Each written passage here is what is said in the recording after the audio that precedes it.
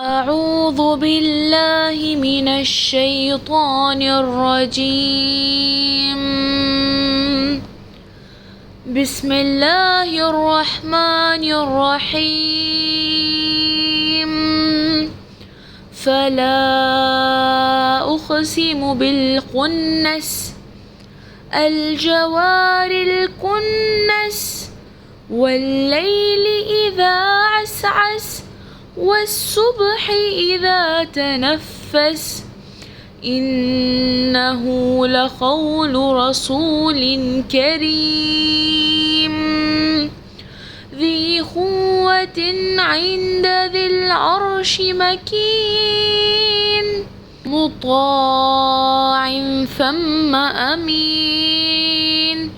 وما صاحبكم بمجنون ولقد رآه بالأفق المبين وما هو على الغيب ضنين وما هو بقول شيطان رجيم صدق الله العظيم. الحمدللہ رب العالمین، الصلاۃ والسلام علی رسولہ الکریم وعلی آلہ واصحابہ اجمعین، اما بعد فاعوذ باللہ من الشیطان الرجیم، بسم اللہ الرحمن الرحیم۔ شروع کرتی ہوں اللہ رب العالمین کے نام کے ساتھ جو بڑا مہربان اور رحم فرمانے والا ہے۔ محترم و معزز سامعین کرام، السلام علیکم ورحمۃ اللہ وبرکاتہ۔ ابھی آپ تلاوت کلام پاک سماعت فرما رہے تھے، تو آئیے آج ہم اس سورہ تکویر کی آیت نمبر 15 سے 25 تک کی تفسیر کی طرف چلتے ہیں۔ اس تفسیر سے پہلے ہم اس کا ترجمہ سماعت فرماتے ہیں۔ اللہ رب العالمین ارشاد فرماتا ہے، بس نہیں میں قسم کھاتا ہوں پلٹنے اور چھپنے والے تاروں کی، اور رات کی جبکہ وہ رخصت ہوئی، اور صبح کی جبکہ اس نے سانس لیا۔ یہ فی الواقع ایک بزرگ پیغمبر کا قول ہے جو بڑی توانائی رکھتا ہے، عرش والے کے یہاں بلند مرتبہ ہے، وہاں اس کا حکم مانا جاتا ہے، وہ با اعتماد ہے۔ اور اے اہل مکہ، تمہارے رفیق مجنون نہیں ہے، اس نے اس پیغام کو روشن افق پر دیکھا ہے، اور وہ غیب کے اس علم کو لوگوں تک پہنچانے کے معاملے میں بخیل نہیں ہے، اور یہ کسی شیطان مردود کا قول نہیں ہے۔ صدق اللہ العظیم۔ سامعین کرام، یہ ہے سورہ تکویر کی آیت نمبر 15 سے 25 تک کا ترجمہ جو آپ کے سامنے پیش کیا گیا ہے۔ تو کل ہم نے جو سلسلہ جو ہے ہم چلا رہے ہیں 5 جو ہے آج 5th کلاس ہے، جس میں ہم سورہ تکویر کو، ہم اس کی تفسیر کو، ان آیات کو کھولنے کی کوشش کر رہے ہیں۔ کل ہم نے قیامت کے دن حشر کے میدان میں ہونے والے انصاف خدا کا اس میں ہمارے سامنے پیش کیا گیا، اور منظر آیات جو ہے یعنی خدا کے سامنے انصاف والا جو منظر ہے وہ آیات کی روشنی میں دیکھا گیا کہ اب تک اس سورہ کی 4 کلاسز مکمل ہوئی ہیں، اور ان چاروں کلاسز میں ہم نے قیامت کے برپا ہونے والے میدان حشر کے تیار کرنے اور انصاف کرنے کے مناظر کو سمجھنے اور اپنے تصور کی آنکھوں سے دیکھنے کی کوشش کی ہے۔ اس مناظر قیامت کے بعد آیت 15 سے لے کر 25 تک جو آپ کے سامنے ترجمہ پیش کیا گیا ہے، اللہ رب العالمین ان آیات کے اندر 2 حصوں میں 3 حصوں میں تقسیم کر کے اس میں بات کو واضح کیا گیا ہے۔ 3 اس کے حصے جو پہلے ہیں وہ اس طرح ترتیب پاتے ہیں۔ پہلے 15 سے 18 تک کی جو آیات ہیں، اس میں اللہ رب العالمین درخت کی، تاروں کی، رات کی اور صبح کی قسم کھا کر جو ہے بات کو واضح کر رہا ہے۔ اس کا اسلوب ہمیں قرآن میں کئی جگہ قرآن مجید میں ملتا ہے۔ دوسرا، اس کے بعد ہمیں آیت نمبر 19 سے لے کر آیت نمبر 23 تک جو ہے ہمارے سامنے جو پیش ہوتا ہے وہ ہے جبرائیل علیہ السلام کی عظمت کو اور ان کے جو ہے پیمبر ہونے کی حیثیت، امین ہونے کی حیثیت کو اس میں واضح کیا گیا ہے۔ پھر اسی سورہ تکویر کی 22 اور 24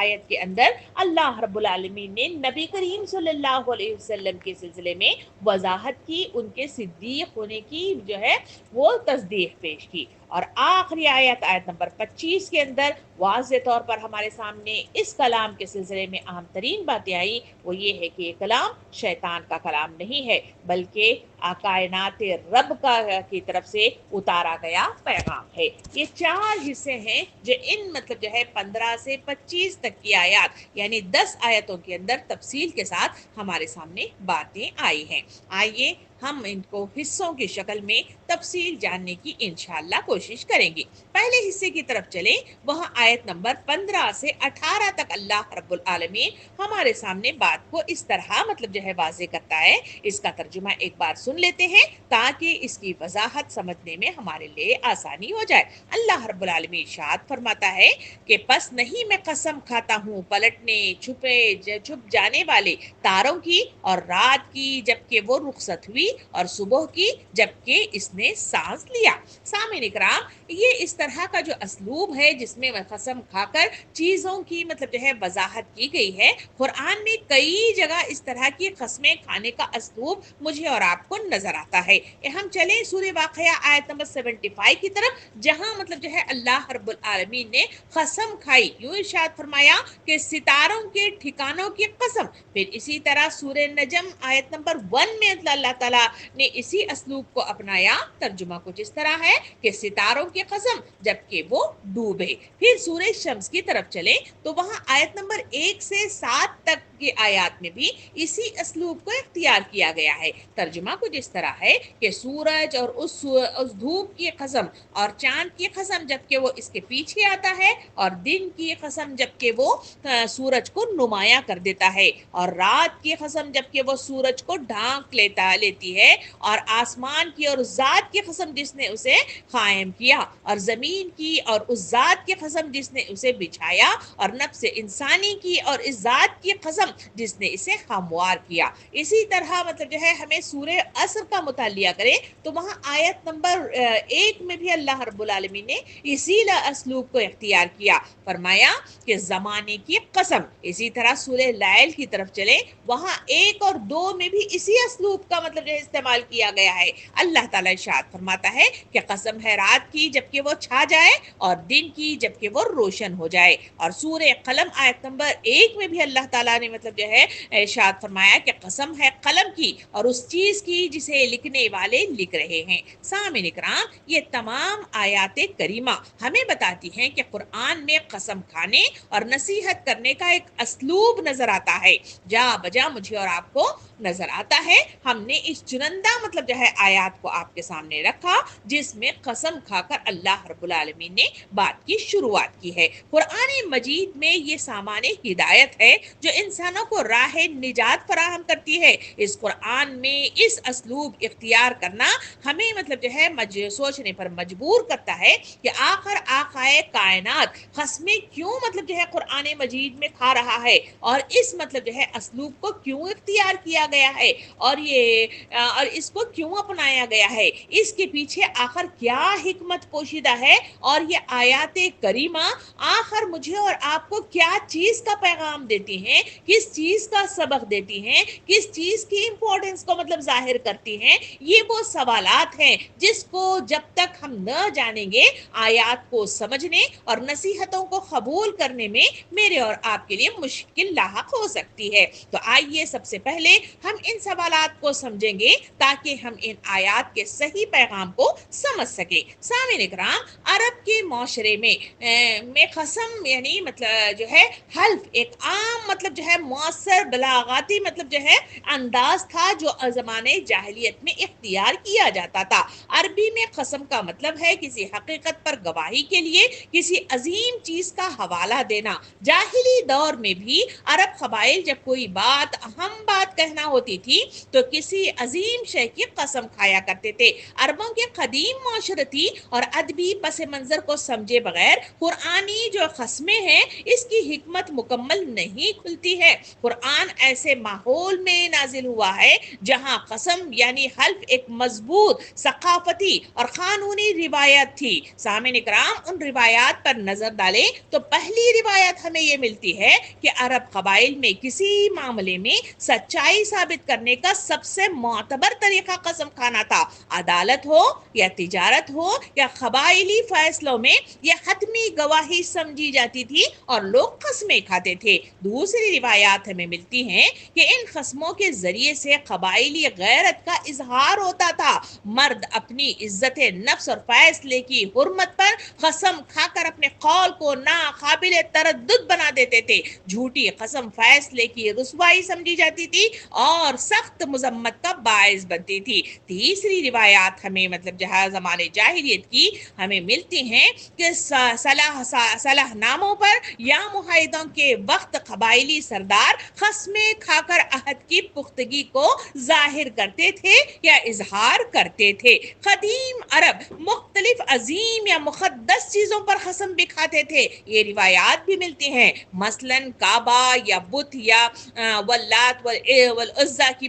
قسم کھاتے تھے. باپ دادا وہ عبیق یعنی باپ کی قسم کھا کر وہ قسم کھایا کرتے تھے. وقت و دن اور سورج اور چاند اور صبح اور شام وغیرہ کی بھی قسمیں کھا کر بات کی امپورٹنس کو ظاہر کرتے تھے. جان کی قسم یعنی اپنی جان یا قبیلے کی جان کی قسم بھی کھانے کا اسلوب اس زمانہ جاہلیت میں عرب کے ماحول میں قبائل میں پایا جاتا تھا. سامعین کرام یہ اسلوب عربی شاعری اور خطابت میں بھی بھرپور نظر آتا ہے کہ بڑے شعراء اپنے اشعار کی تاکید کے لیے آسمان، سورج، صحرا، تلوار وغیرہ کی قسمیں کھایا کرتے تھے. سامعین کرام عربی جو سامعین کے لیے یہ قسم ایک طاقتور ادبی حربہ تھا. جب خطیب یا شاعر قسم کھاتا تو سننے والے سامعین جو ہوتے فوری متوجہ ہو جاتے تھے اور بیان کی اہمیت دو چند ہو جایا کرتی تھی. جہاں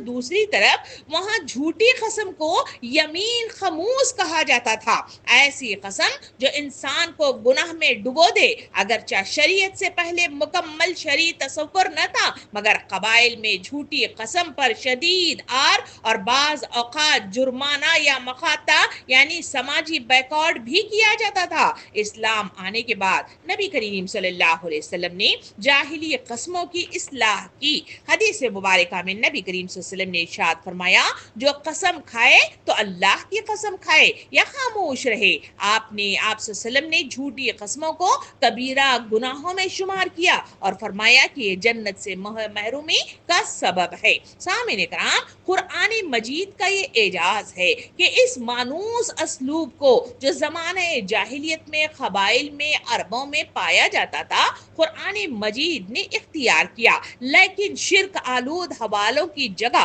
خالق کی مخلوق کو اس کا ذکر کیا گیا تاکہ سامعین دل سے متاثر ہوں. اس مانوس اسلوب کو اختیار کر کے شرک زدہ معاشرے کو توحید کی طرف موڑ دیا گیا. اسلام کے ذریعے صرف اللہ کے نام کی قسم جائز اور جھوٹی قسم کو سخت گناہ قرار دیا گیا. یوں قرآنی اقسام یعنی قسمیں عربوں کے لیے نہ صرف ایک جانی پہچانی ادبی روایات تھیں بلکہ ان کے ذہن اور دل کو جھنجھوڑنے والا ایسا اسلوب تھا جس نے انہیں فکر اور ایمان کی نئی دنیا سے روشناس کرا دیا. سامعین کرام قرآن نے عربوں کی اسی جانی پہچانی ثقافت کو توحید کے پیغام کے ذریعے اپنایا اور اس کو بنایا گیا. وہ چیزیں جس پر پہلے لوگ بتوں کی قسمیں کھاتے تھے قرآن نے انہیں خالق کی قدرت کی نشانی بنا کر ذکر کیا. سورج، چاند، رات اور دن کو یہ مانوس اسلوب اہل عرب کے دلوں کو فوراً متوجہ کرتا تھا اور توحید کی طرف راستے کو کھولتا تھا. سامعین کرام یہ وہ عربی روایات تھے جب قرآن مجید کا نزول ہوا اور یہی وہ مانوس اسلوب تھا جس کو اختیار کر کے قرآن نے عربوں کو دعوت حق کی طرف متوجہ کیا. قرآن میں قسمیں اسی لیے کھائی گئی ہیں کہ وہ سننے والے کا دھیان جھٹ سے کھینچے، حقیقت کی شدت کو ثابت کرے، کائناتی نشانیوں کی طرف متوجہ کروائے یا ان کو توجہ دلائے یا اخلاقی و عقلی نتائج نکالنے کی دعوت دے. یعنی بلاغت دلیل، تربیت اور تصدیق، پیغام ایک ساتھ ان کے سامنے پیش کر دیا جائے۔ سامعین کرام، عربی بلاغت میں قسم ایک قوی بیانیہ طریقہ ہے جو سامع کا دھیان فوراً کھینچتا ہے۔ قسم سننے والے کے دل میں جذبہ غور و فکر پیدا ہوتا ہے۔ قرآن جب آسمان، ستارے، سورج اور چاند وغیرہ کی قسم کھاتا ہے تو اس کا مقصد یہی ہے کہ مخلوقات خالق کی قدرت کی روشن دلیل ہے۔ قرآن مجید خود سورہ آل عمران آیت نمبر 190 میں یوں بیان فرماتا ہے، ان خلق السماوات والارض واختلاف اللیل والنہار لأولی الالباب، یعنی زمین اور آسمانوں کی پیدائش میں اور رات اور دن کے باری باری سے آنے میں ان ہوش مند لوگوں کے لیے نشانیاں ہیں۔ سامعین کرام، یہ قسمیں انسان کو عقل کی روشنی میں سوچنے اور خالق کی طرف رجوع کرنے کی طرف وجہ بنتی ہیں یا ذریعہ بن جاتی ہیں۔ قرآن مجید میں جب قسم کھائی جاتی ہے تو اس کے بعد نبوت، وحی، آخرت، جواب دہی اور صداقت کا ذکر کر کے ایمان کو مضبوط کیا جاتا ہے، اسے جلا بخشی جاتی ہے یا پھر اسے توجہ دین کی طرف اسے رجوع کرنے کا موقع دیا جاتا ہے۔ سامعین کرام، جو بیان کیا جا رہا ہے وہ محض انسانی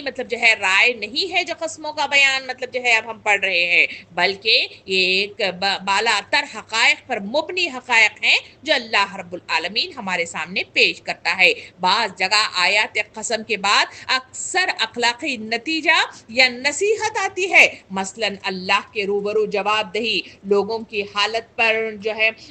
پر غور و فکر، یا پھر قصارہ، جزا و سزا وغیرہ وغیرہ۔ سورہ فجر کا مطالعہ کریں تو وہاں قسم کے بعد قوموں کی ہلاکت اور انسان کی آزمائش کا ذکر کیا گیا ہے۔ اس طرح کا اسلوب قسم سننے والے کے دل میں خوف، امید اور اصلاح کا جذبہ پیدا کرنا مقصود ہوتا ہے۔ سامعین کرام، کئی مقامات پر قسم گردش فلک یعنی طلوع و غروب، موسموں کا تبادلہ، دن اور رات کی پابندی پر بھی کھائی گئی ہے۔ یہ جو انداز اسلوب ہے یہ مستقل قوانین بناتے ہیں کہ کائنات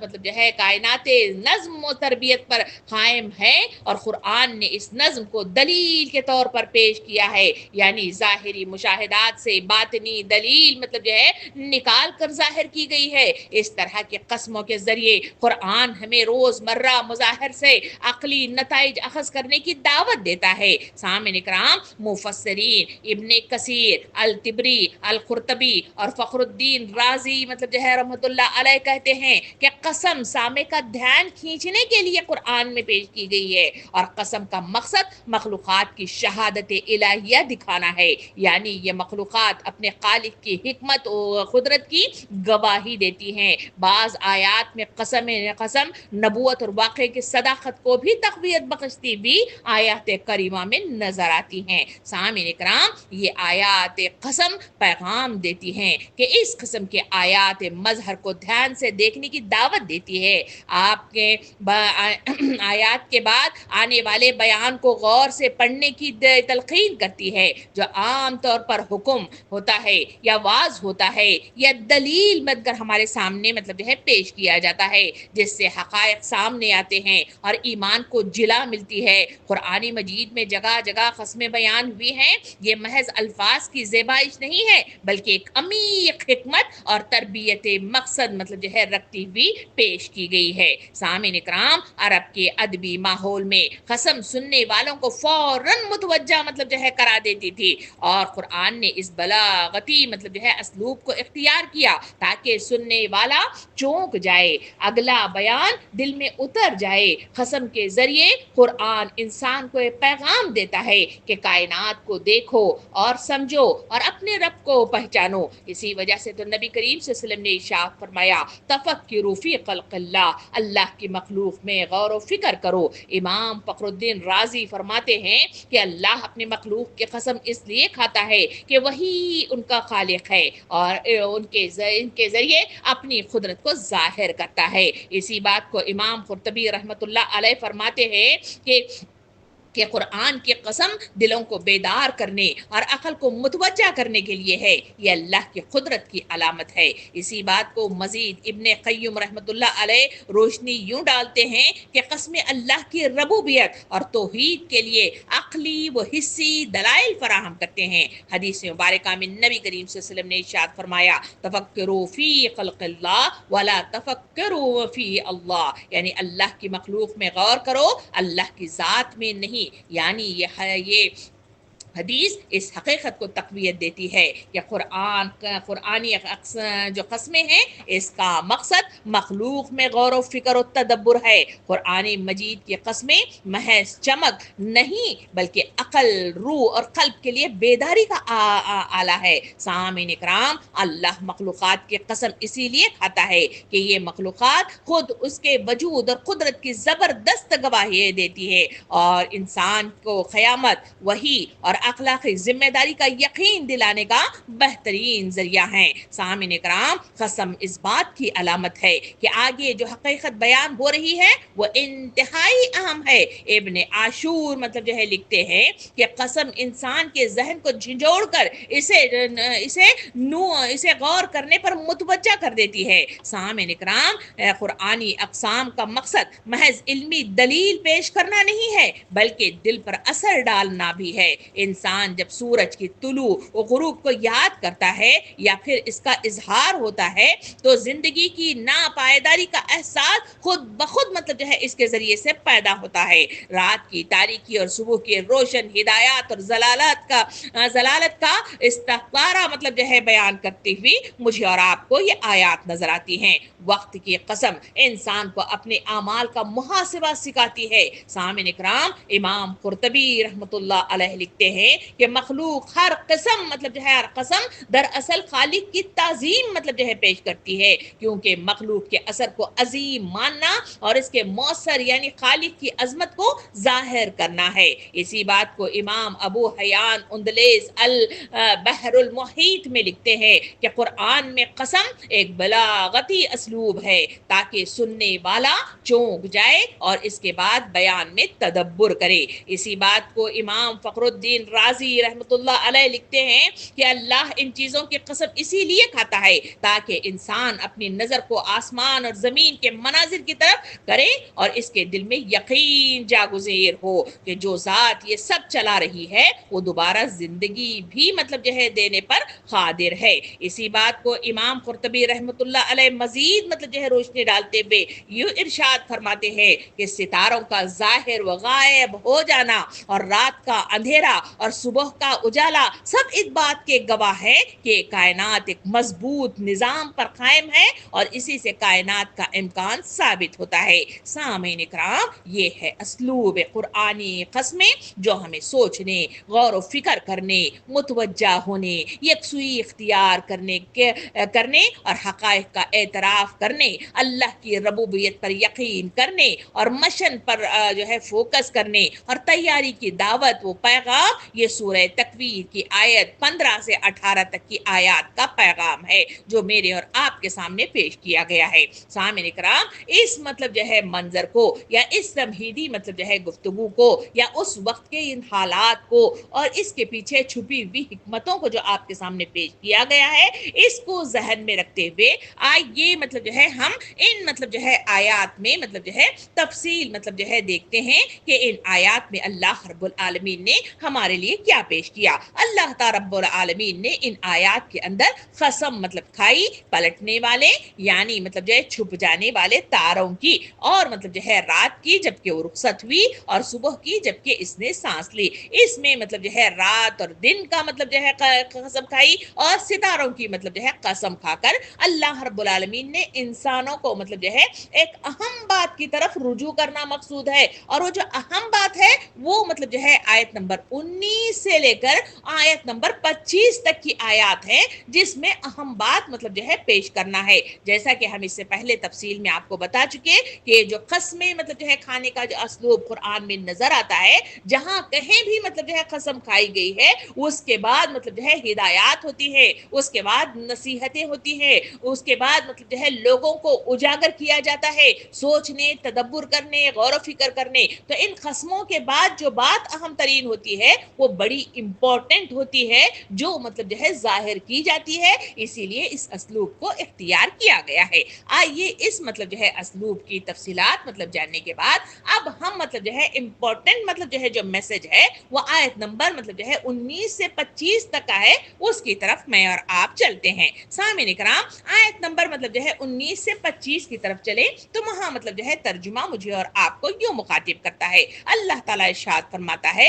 یہ فی الواقع ایک بزرگ پیغمبر کا مطلب جو ہے قول ہے جو بڑی توانائی رکھتا ہے. عرش والے کے یہاں بلند مرتبہ ہے, وہاں اس کا حکم مانا جاتا ہے, وہ با اعتماد ہے. اور اے اہل مکہ, تمہارے رفیق مجنون نہیں ہے, اس نے اس پیغام کو روشن افق پر دیکھا ہے اور وہ غیب کے اس علم کو لوگوں تک پہنچانے کے معاملے میں بخیل نہیں ہے, اور یہ کسی شیطان مردود کا قول نہیں ہے. ان آیتوں کے اندر 3 حصوں میں اس کو تقسیم کر کے ہمارے سامنے بات کو واضح کیا گیا ہے. پہلی چیز اس میں حضرت جبرائیل علیہ السلام کی عظمت کو مطلب جو ہے واضح کیا گیا اور ان کے امانت داری اور مطلب جو ہے ان کے پیامبر ہونے کی مطلب جو ہے تصدیق کی گئی. دوسرا اس کا حصہ جو ہے وہ ہے نبی کریم صلی اللہ علیہ وسلم کی صداقت حقانیت کو ہمارے سامنے پیش کیا گیا. تیسرا مطلب جو ہے حصہ جو ہمارے سامنے اس میں پیش ہوتا ہے وہ ہے مطلب جو ہے قرآن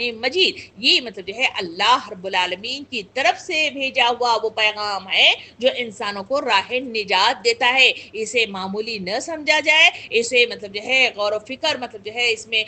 لازمن کیا جائے, اسی کے نتیجے میں راہ نجات مل سکتی ہے. سامعین کرام, اس میں مطلب جو ہے ہم پہلے حصے کی طرف چلیں تو ان آیات کو سمجھنے یعنی مطلب جو ہے وہاں اس وقت جو حضرت جبرائیل علیہ السلام کا مطلب جو ہے ہمارے سامنے ان کے صفات عالیہ جو بیان اس میں کیے جا رہے ہیں کہ تو اس کو سمجھنے کے لیے اس وقت کے حالات پر بھی ایک نظر رکھنا ضروری ہے تاکہ ان آیات کو سمجھنا ہمارے لیے آسان ہو جائے. ورنہ سوالات میرے اور آپ کے ذہنوں میں ابھر سکتے ہیں کہ آخر مطلب جو ہے جبرائیل علیہ السلام کے صفات بتا کر کیا پیغام دینا ہے, کیا تربیت دینا ہے, کیا ذہن سازی کرنا ہے اور اس کے پیچھے کیا حکمت ہے. تو سامعین کرام, اس وقت کے حالات کو ایک نظر مطلب جو ہے دیکھتے ہوئے میں اور آپ آگے بڑھیں گے تو ان آیات کو سمجھنا میرے اور آپ کے لیے سہل بن جائے گا. سامعین کرام, یہ آیات دراصل قرآن کی ماخذ وحی اور نبی اکرم صلی اللہ علیہ وسلم کی صداقت پر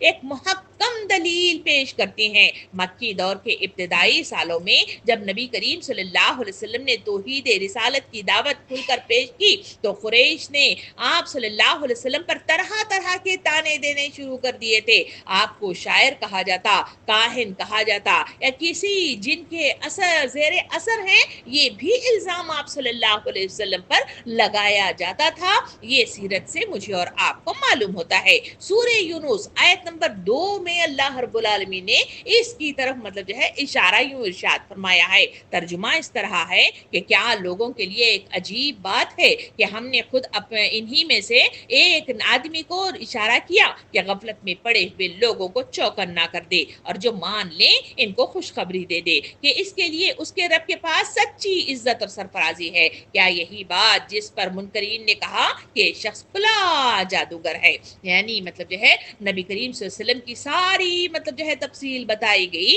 اور انہی کے درمیان ان کی پرویش کرائی گئی, مگر انہوں نے اس کو دیکھ کر جو پہلے انہیں امین اور صدیق کہتے تھے انہی کو مطلب جو ہے کھلا جادوگر قرار دیا. پھر اسی مطلب جو ہے تفصیل کو بیان کرتے ہوئے سورہ طور آیت نمبر 29 میں بھی اشارہ کرتے ہوئے اس وقت کے حالات یعنی نبی کریم صلی اللہ علیہ وسلم پر دیے گئے الزامات کی طرف اللہ رب العالمین اشارہ کرتے ہوئے ارشاد فرماتا ہے. ترجمہ کچھ اس طرح ہے, بس اے نبی کریم صلی اللہ علیہ وسلم تم نصیحت کیے جاؤ اپنے رب کے فضل سے, تم نہ کاہن ہو اور نہ ہی مجنون ہو. سورہ حقہ آیت نمبر 40 اور 41 میں بھی اللہ رب العالمین نے اس کی وضاحت یوں کی. ترجمہ ہے کہ یہ ایک رسول کریم کا قول ہے، کسی شاعر کا قول نہیں، تم لوگ کم ہی ایمان لاتے ہو. سامعین اکرام، اس طرح اہل مکہ آپ صلی اللہ علیہ وسلم کو کہتے کہ یہ کلام شیطان یا کسی غیر مری مخلوق کا ہے. اس کا اظہار سورہ نحل آیت نمبر 103 میں اللہ رب العالمین نے اس کی طرف اشارہ فرمایا.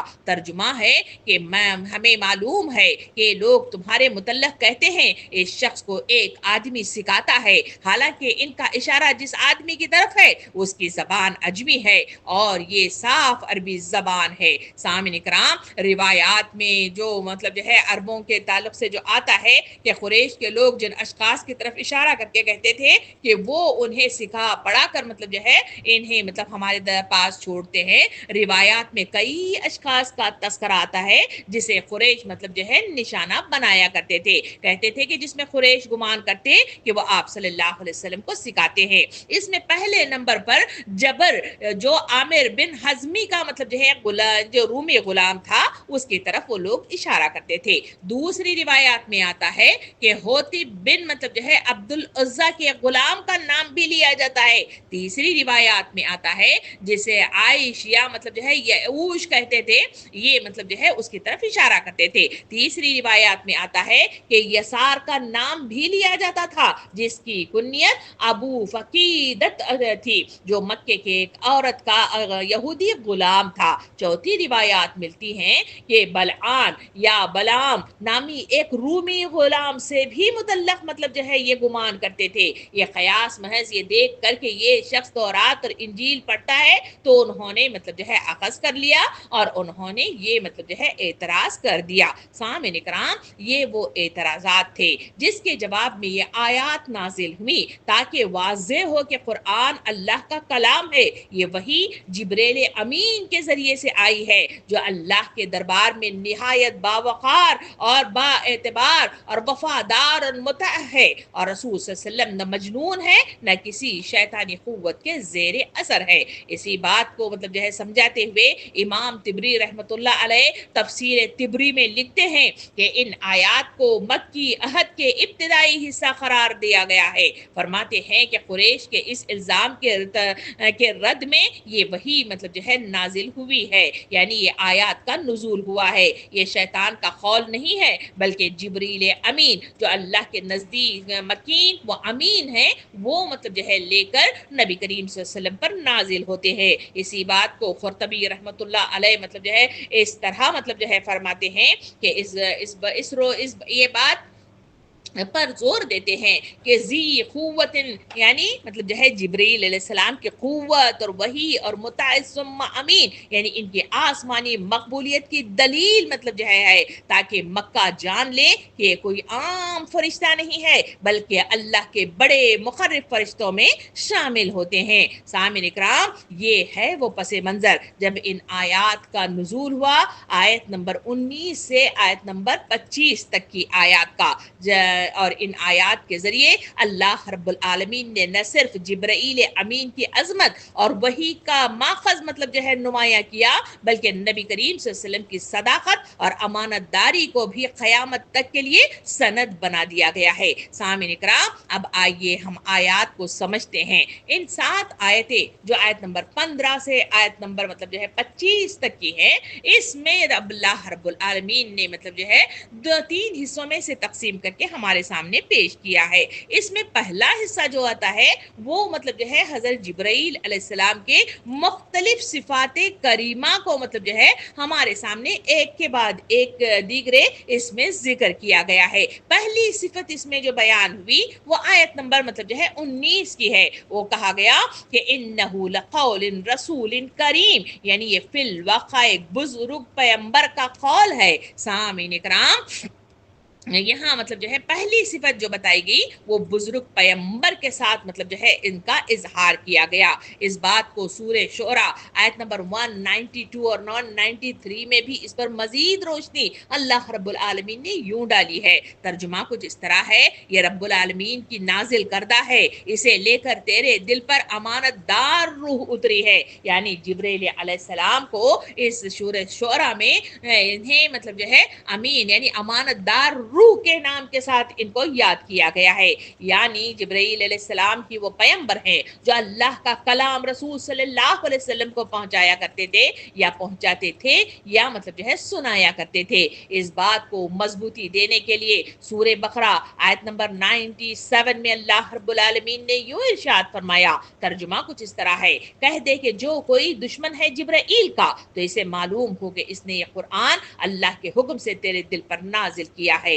नबी करीम सल्लल्लाहु अलैहि वसल्लम ने हदीस मुबारका में इरशाद फरमाया कि जिब्राइल अलैहिस्सलाम ने मेरे सीने को खोला, इसे जमजम के पानी से धोया और हिकमत और ईमान से भर दिया। ये मतलब जो है वो पहला मंजर है जो गारे हिरा में नबी करीम सल्लल्लाहु अलैहि वसल्लम को नबूवत से सरफराज किया गया और पहली वही का नुज़ूल हुआ, वो है इक़रा बिस्मि रब्बिकल लज़ी ख़लक़, यानी पढ़ अल्लाह के नाम के साथ वाला जो तज़किरा है वहाँ जिब्राइल अलैहिस्सलाम ही मतलब जो है ये पैगाम लेकर ये वही लेकर इनका नुज़ूल हुआ था और वहाँ नबी करीम सल्लल्लाहु अलैहि वसल्लम के सीने को मतलब जो है खोल कर इसको समझम से धोकर हिकमत ईमान से भर दिया था। इमाम दूसरी सिफत इन आयत में बताई गई वो है करीम की सिफत इसमें बताई गई है इसी आयत के अंदर। वो सी बात को इमाम राजी रहमतुल्लाह अलैह इस मतलब जो है सिफत के सिलसिले में यूं कहते हैं कि करीम का मतलब है बाइज्जत और शफीक, और जिब्राइल का किरदार यही है कि वह अल्लाह के अहकाम को पूरे एहतराम और हिफाजत के साथ रसूल करीम सल्लल्लाहु अलैहि वसल्लम तक पहुंचाते हैं। और तीसरी मतलब जो है इसमें मतलब जो है तीसरी सिफत बताई गई वो है जिब्रील अमीन जी कुव्वतिन, यानी बहुत ताकतवर है, जिस्मानी और रूहानी दोनों ताकतें इसमें मौजूद हैं। इन दफी अर्श, यानी अर्श वाले अल्लाह के करीब हैं, यानी रब के मतलब जो है खास मुकर्रब मुकाम वाले फरिश्ते हैं। फिर फरमाया कि मकी, यानी मतलब जो है बाइज्जत बाएतमाद बावकार मनसब वाले मतलब जो है हैं जो अल्लाह के दरबार में अजीम मर्तबा रखने वाले फरिश्ते हैं। यही वो फरिश्तों का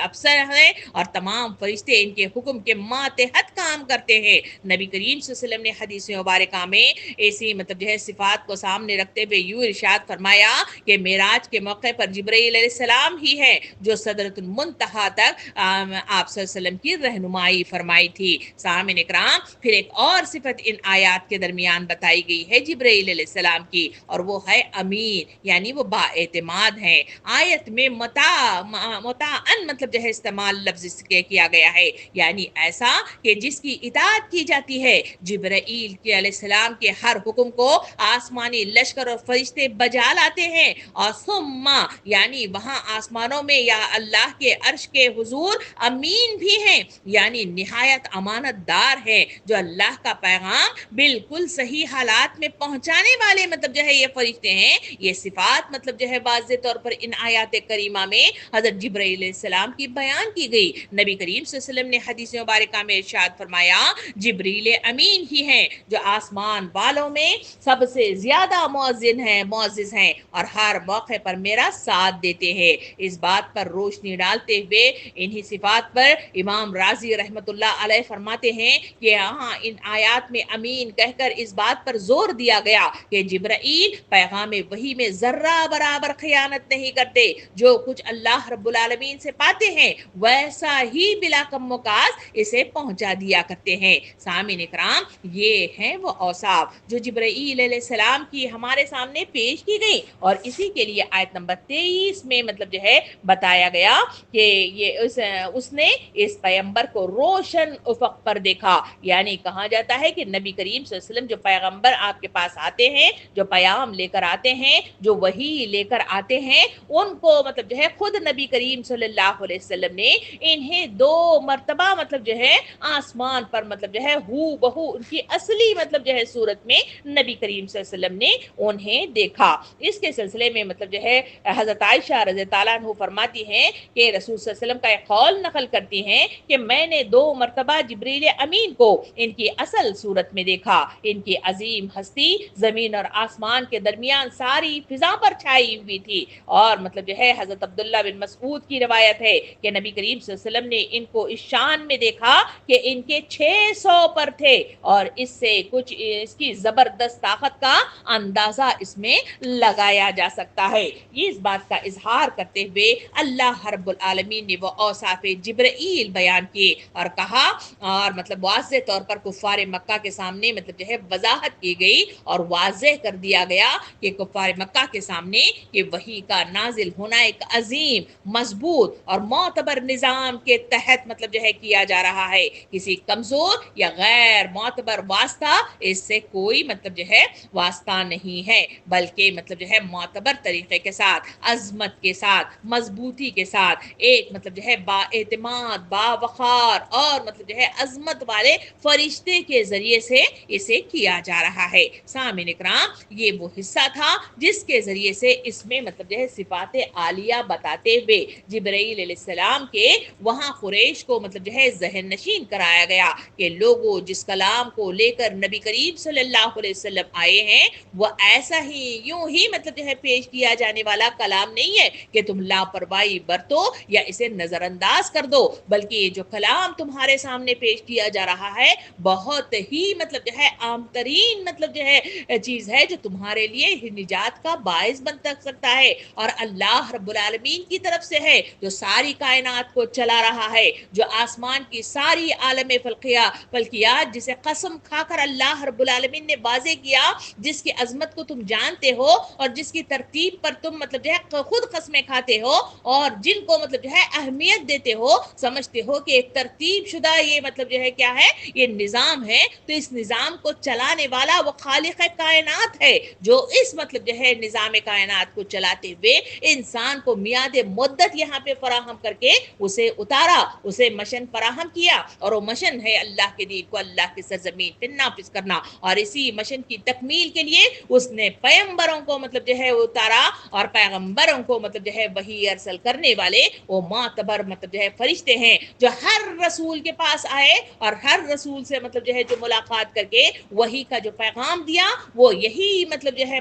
پیغمبر یا یہی مطلب جو ہے وہ فرشتے ہیں جنہیں جبرائیل کے نام سے یاد کیا جاتا ہے، جن کی صفات بتا کر انسانوں کو ذہن نشین کرایا گیا، امت کو آگاہی دی گئی کہ لوگوں اسے لاپرواہی نہ برتو، اسے مطلب جو ہے اسے یوں ہی مطلب جو ہے پسے پشت نہ ڈالو، نہ تھوڑی قیمت پر اسے بیچ ڈالو، ورنہ تمہارے لیے ناکامی، پچھتاوا اور حسرت بن کر مطلب جو ہے رہ جائے گا، اور پھر تمہارے لیے وہاں کچھ بھی باقی نہ رہے گا، اور تمہارے لیے سزا کی مطلب جو ہے وادیاں کھول دی جائیں گی. یہ کہہ کر تیسرے حصے کی طرف چلے تو وہاں آیت نمبر مطلب جو ہے مجھے اور آپ کو آیت نمبر 22 اور آیت نمبر 24 میں مطلب جو ہے اللہ رب العالمین نے یہاں باقاعدہ طور پر حضور کریم صلی اللہ علیہ وسلم کے سلسلے میں وضاحت مطلب جو ہے فراہم کی گئی. یہ جو تمہارے ساتھ محمد ہے، یعنی یہاں پہ کہا گیا کہ اہل مکہ، ترجمہ ہے کہ اہل مکہ تمہارا رفیق اور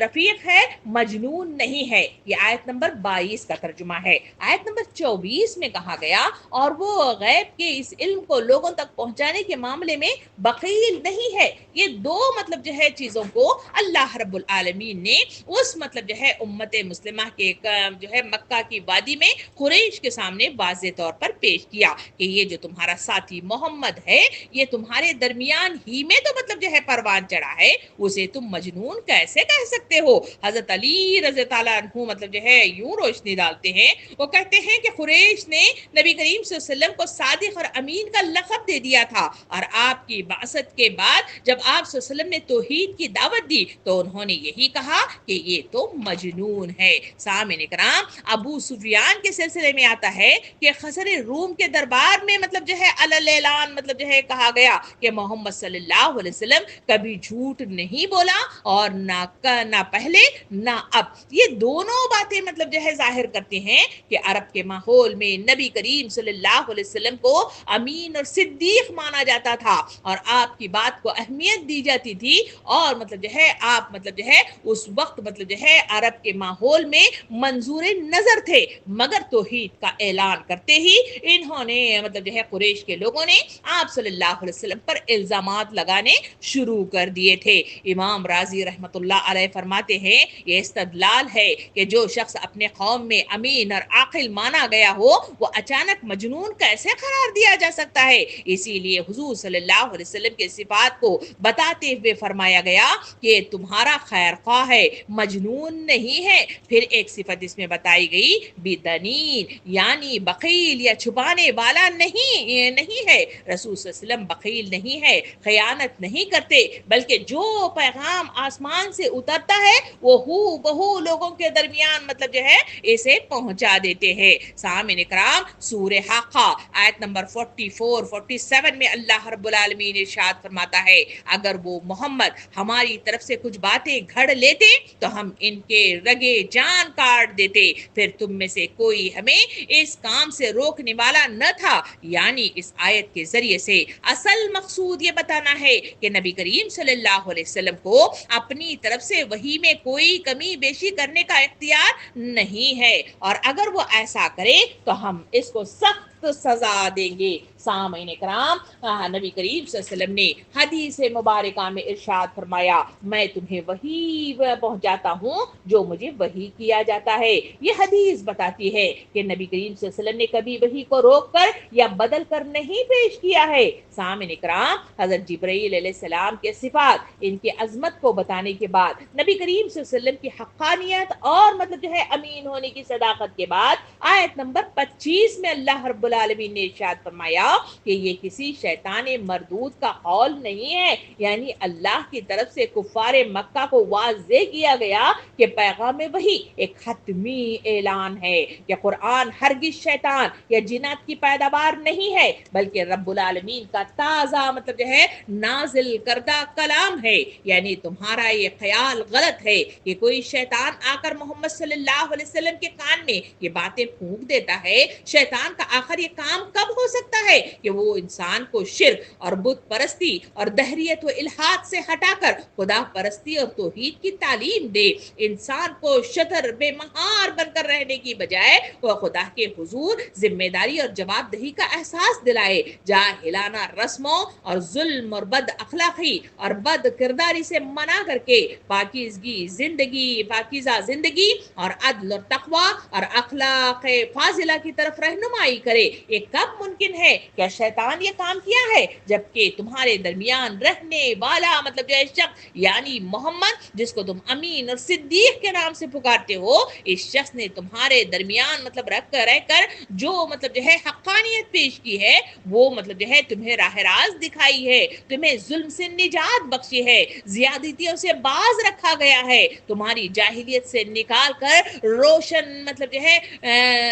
روشن دور کی طرف لے چلا اور روشن مطلب جو ہے حقائق کی مطلب جو ہے اس کی نشاندہی کی، اللہ کی پہچان کرائی، تمہاری تربیت کی، اخلاق کو تمہارے سدھارا، تمہاری زبانوں کو سدھارا، تمہارے کردار کو سدھارا، تو اسی کے نتیجے ہی میں تم نے دیکھا کہ معاشرے کے اندر جہاں جہالت کوٹ کوٹ کر بھری ہوئی تھی، جہاں عزتیں پامال کی جاتی تھی، جہاں مطلب جو ہے لوٹ مار جو ہے اور گھسوٹ مطلب جو ہے عام تھا، اور جہاں مطلب جو ہے کسی کی عزت مطلب جو ہے وہاں محفوظ نہیں تھی، کسی کا مال محفوظ نہیں تھا، اس اسلام کی تبلیغ کے بنا پر، اس دار اسلام میں داخل ہونے کی بنا پر وہی سارے لوگ جو اس وقت یہ تمام برائیوں میں مبتلا تھے انہوں نے اخلاق حسنہ کو پا لیا، اور اسی کے نتیجے میں معاشرہ امن و چین کا گہوارہ بنا، اور اسی کے نتیجے میں اللہ کا پاسداری کرنے والا، اس کے حقائق کو واضح کرنے والا وہ مضبوط ایمانی قوت کے ساتھ مظہر عام پر آیا۔ یہ کوئی شیطان کا کام نہیں ہے